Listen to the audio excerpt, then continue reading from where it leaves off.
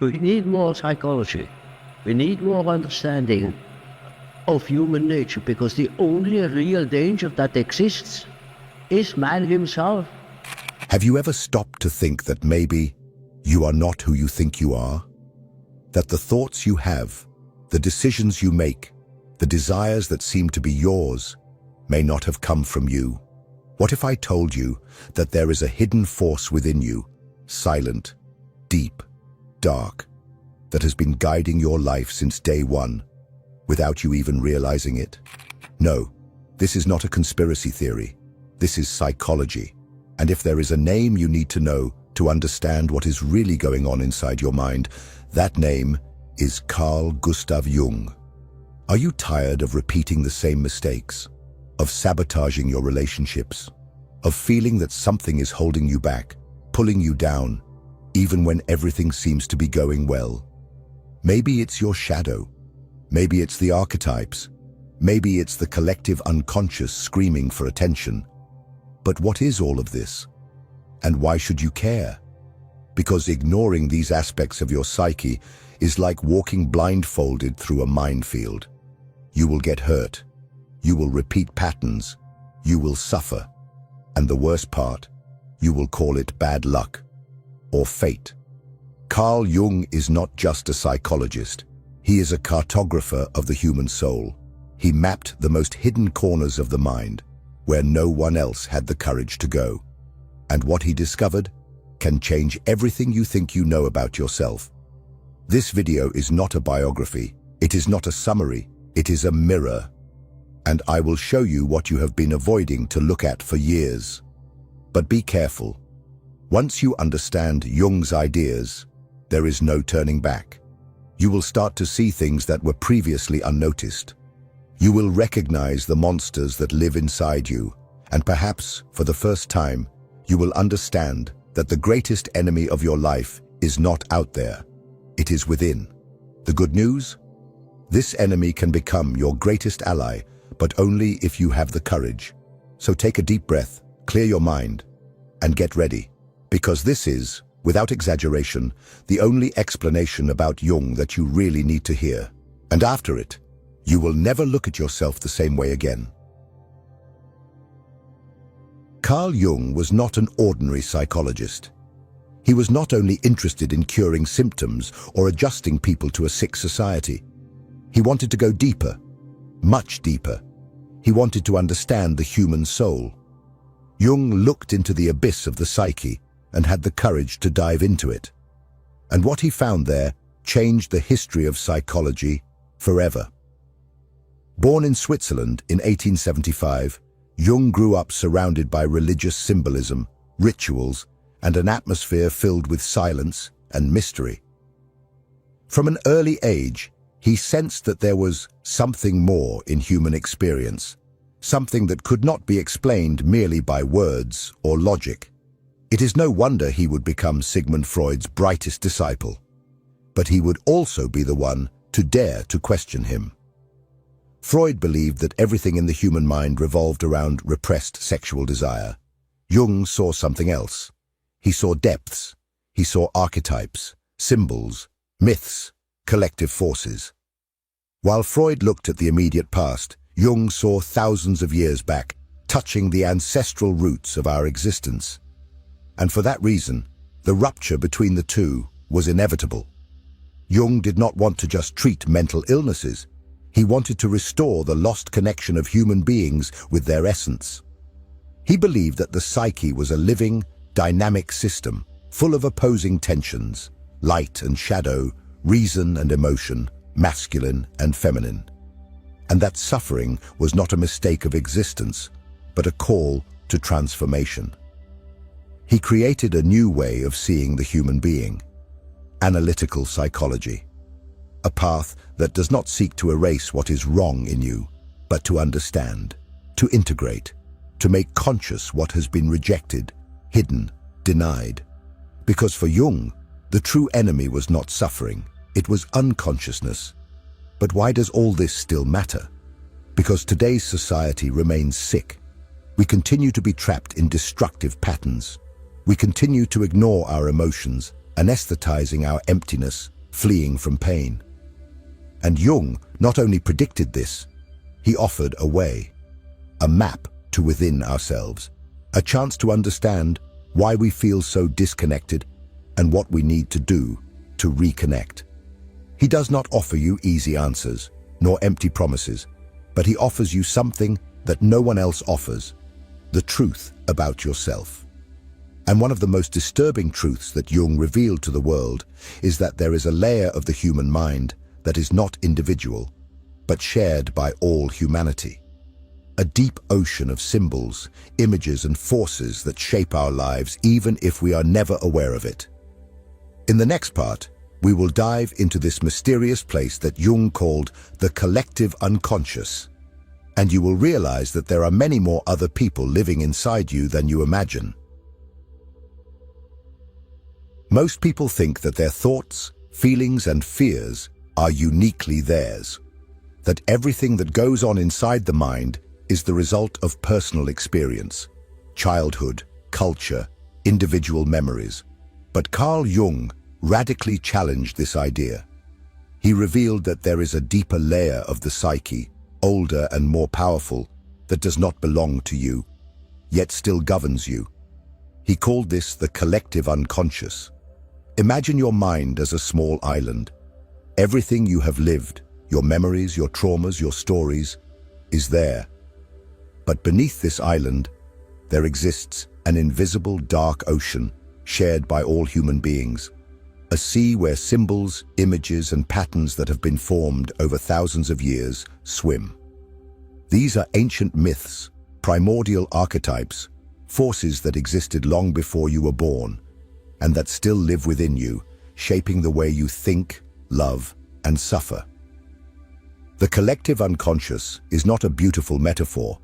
It is a psychic reality that manifests in dreams, fantasies, religions, the films that move us, the stories that span centuries. This is why different civilizations at different times created similar myths, with heroes, sages, monsters, journeys, and redemptions. These stories are not just cultural inventions. They are reflections of the very structure of the human soul. Jung believed that behind every human behavior, there exists an archetypal pattern. When you feel fear of abandonment, you are touching an ancestral archetype. When you feel a deep need to belong, to find meaning, to overcome yourself, you are being guided by forces that have been present since the dawn of humanity. And that is exactly why ignoring the collective unconscious is like ignoring gravity. You can pretend it doesn't exist, but it will still pull you down. It will manifest in your relationships, in your choices, in your repetitions, until you realize that you are not just fighting against your own ghosts, but against the ghosts of all humanity. But what exactly lives within this collective unconscious? Who are these invisible forces that shape your behavior without you realizing it? Jung gave them a name. He called them archetypes, universal forms, present in all of us, that act as patterns of behavior, emotion, and thought. And among all the archetypes, there is one that is the most ignored, the most feared, and the most dangerous. It lives within you. And as long as you do not look at it, it will continue to control your life. In the next part, we will talk about the shadow, the dark side of your personality that you try to hide, but that watches you all the time. If this content is making sense to you, click the subscribe button and subscribe to the channel. Thank you for your support. Have you ever done something that you later deeply regretted and couldn't even explain why? Have you ever exploded with anger at someone and later said, "I don't even know what got into me"? Have you ever felt envy, jealousy, anger, pride, but chose to ignore or justify those emotions instead of facing them? Then you have already met your shadow. You just didn't have the courage to look at it. Carl Jung believed that every human being carries within themselves a dark side, a rejected, repressed, denied part, made up of everything you don't want to admit exists in you. your most shameful impulses, your unacceptable desires, your weaknesses, your arrogance, your cruelty, your neediness, your vanity, your fury. All of this lives inside you, and the more you try to repress it, the stronger that force becomes. The shadow is everything you tried to hide to be accepted.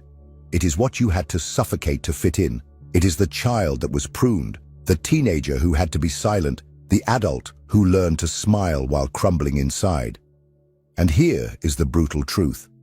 Everything you don't face in your shadow starts to control your life beneath the surface. The shadow doesn't disappear. It disguises itself. It manifests in the judgments you make of others, in the anger that explodes for no reason, in the shame that paralyzes, in the internal voice that says, "You are not good enough," in the sabotage that prevents you from moving forward, always at the most important moment. And the more you believe you are a good person, the more dangerous your shadow becomes. Because you don't recognize anger, selfishness, envy as parts of yourself, so you project them onto the world. You start to see evil always in others and never in yourself. Jung said, "Until you make the unconscious conscious, it will direct your life and you will call it fate." In other words, as long as you keep pretending the shadow doesn't exist, you will continue to be dominated by it. You will repeat the same patterns. You will choose people who hurt you. You will sabotage your opportunities. You will flee from love, success, freedom. Because deep down, you believe you don't deserve it. But there is a way. There is a way to confront this darkness, not to destroy it, but to integrate it. Because the shadow is not just destruction, it also holds power. It contains the raw energy that, if well harnessed, can transform you completely. But for that, you need to be willing to enter dangerous territory, to face parts of yourself that have been banished, forgotten, suffocated. It is in this confrontation that the true process of self-knowledge begins. And Jung named this process. He called it individuation, a difficult, long path, but absolutely necessary for those who want to be truly free. In the next part, we will understand how this process works and why it is the only real way to become whole. Because as long as you continue living in fragments, you will continue living in conflict. Most people spend their entire lives trying to fit in, pleasing their parents, meeting social expectations, conforming to the standards imposed by culture. They mold themselves, distort themselves, anesthetize themselves, all to avoid confronting who they really are. But deep down, there is an emptiness, a discomfort, a feeling that something essential is missing. Carl Jung knew exactly what that was. He called it the absence of individuation. Individuation is not cheap self-help. It's not about living your best version or manifesting abundance. It is the brutal, intense, and profound process of becoming a whole human being. It is the confrontation with one's own shadow, the integration of internal opposites, the reconnection with the soul. It is ceasing to be just a mask, what Jung called the persona, and starting to discover the true self that lives behind it. Individuating is dying to what you thought you were, to be reborn as something more authentic. It is the collapse of the ego, the breaking of illusions. It is facing the parts of you that you have denied for decades. It is discovering that you are neither as good as you would like, nor as bad as you fear. It is accepting that you are light and darkness, strength and fragility, courage and cowardice, all at the same time. And here's the part no one tells you. This process hurts a lot, because it requires you to let go of the lies you built to survive. It demands that you stop blaming others and start taking responsibility for your own life. It requires you to stop living to be accepted and start living to be whole. Individuation does not happen all at once.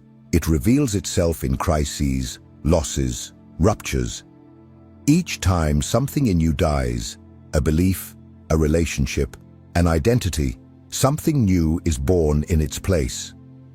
But this only happens when you are willing to face discomfort, doubt, chaos.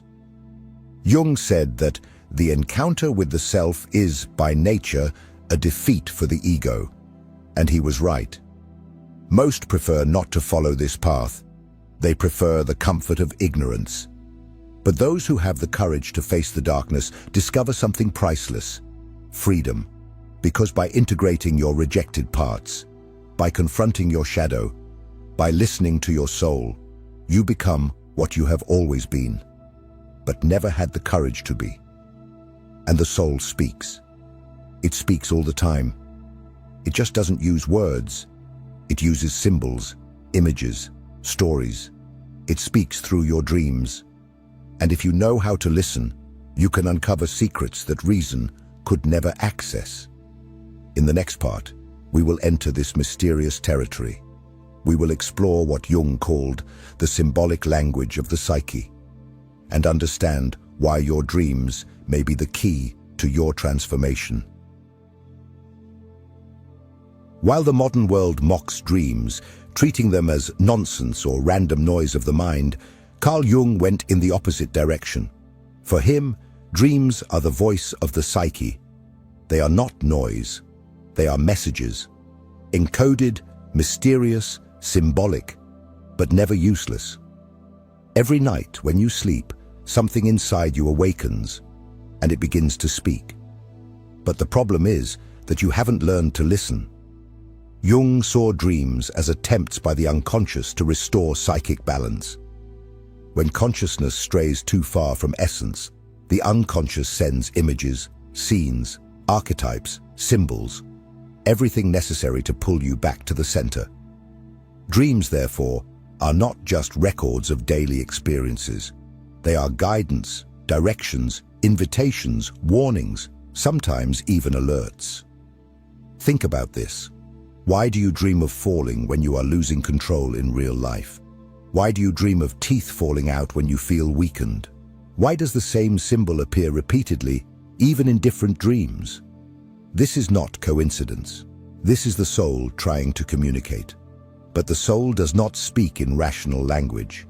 It speaks in symbols. And here comes one of Jung's greatest contributions: the study of archetypal symbolism. Lions, snakes, houses, forests, mirrors, doors, tunnels, mothers, shadows. These elements do not appear in your dreams by chance. They represent parts of your psyche. They are pieces of your soul trying to emerge. And each symbol has an energy, a function. A house, for example, may represent your inner self. A snake may indicate transformation. A ladder may point to spiritual ascent or unconscious descent, depending on the direction. A mirror may be the reflection of the shadow you do not want to see. Understanding this language is like learning an ancient language, the language of your soul. Jung believed that the more we ignore the symbols of dreams, the further we drift away from ourselves. And when we stray from the center of the soul, we become lost. We enter a crisis. We become anxious, depressed, disoriented. We lose our sense of direction because we lose connection with the internal compass. Dreams are that compass, and ignoring them is like covering your eyes while walking through a maze. Do you want to know who you really are? Do you want to understand why you attract certain patterns, why you feel stagnant, why you carry certain fears? Look at your dreams. Write them down. Reflect on them. Face your symbols. They contain answers that your conscious mind cannot formulate. But dreams are not the only ones that speak in symbols. There is a much deeper, older, and more influential force that also manifests through them: archetypes. They are the invisible characters that live within you, the true directors of the theater of your life. In the next part, we will reveal who these archetypes are and how they shape your emotions, decisions, and relationships, even when you believe you are in control. Have you ever caught yourself acting strangely, as if you weren't yourself? Have you felt like you were repeating patterns whose origins you don't even know? Or that you always attract the same type of person, the same type of pain, the same type of story? Carl Jung knew exactly why this happens. Because within you live invisible forces, true psychic characters that not only influence your decisions, they stage your life. These forces are called archetypes. Archetypes are universal structures of the psyche. They are not ideas you learned. They are ancestral patterns that were born with you. They are as old as humanity itself. They reside in the collective unconscious. They are like internal models that shape your behaviors, your emotions, your personal narratives. And the most unsettling part?